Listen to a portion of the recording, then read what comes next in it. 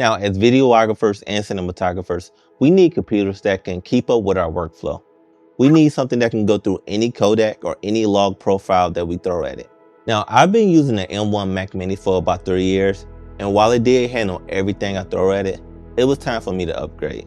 Now, I've been looking at the Mac Studio for about the past year, and I'm happy to say that I finally upgraded to it. Now, the reason that I stay within the Apple ecosystem is because their M chips, they just work, and they work extremely well. Like I said, I've been using the Mac Mini M1 for the last 3 years, and it handled any log profile or any raw video codec that I threw at it.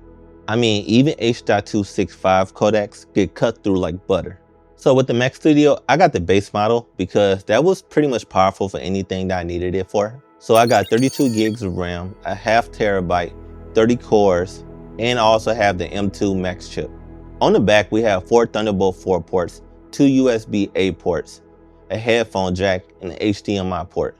On the front, we have 2 USB-C ports, and finally, an SD card reader.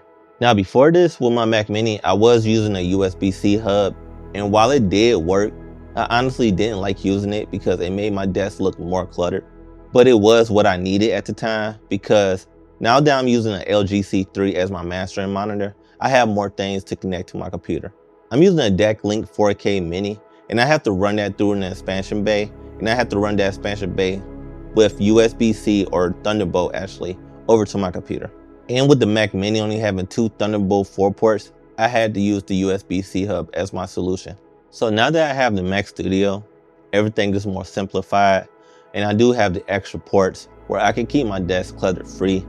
So that way when I work, I don't have to worry about anything being in my way when I'm moving around with my mouse. Now, since I only had the Mac Studio for about a few days, I haven't really been able to put it through its paces. Now, I have been able to color grade a clip or 2 on it so far, and everything runs smooth, everything runs like butter. Now, I'm excited to use the Mac Studio with my upcoming wedding season. I'm also color grading the short film later in the year, and I'll also be shooting my own short film and my own commercials this year as well. So probably within the next 6 months, I'll have a more in-depth video on my use case scenarios with the Mac Studio.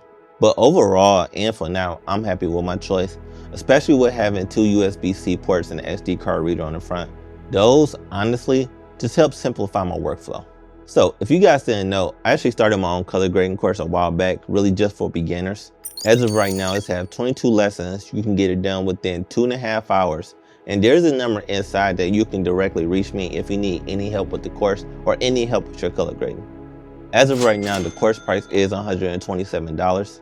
And if you want to learn how to color grade without using LUTs, or maybe just have the skills to help enhance your visuals with the LUTs that you choose to use, you should definitely check out my course. I'll leave a link below where you can enroll in the course, and I'll see you inside of it. So I am selling my M1 Mac Mini, and if you want to buy it, I'll leave a link below. It'll take you to another page on my website where you can purchase it. So I hope you guys enjoyed this video. I know it was really short, but if you guys have any questions or you got any recommendations of videos or tests you want me to do with the Mac Studio, you can just leave the comments down below.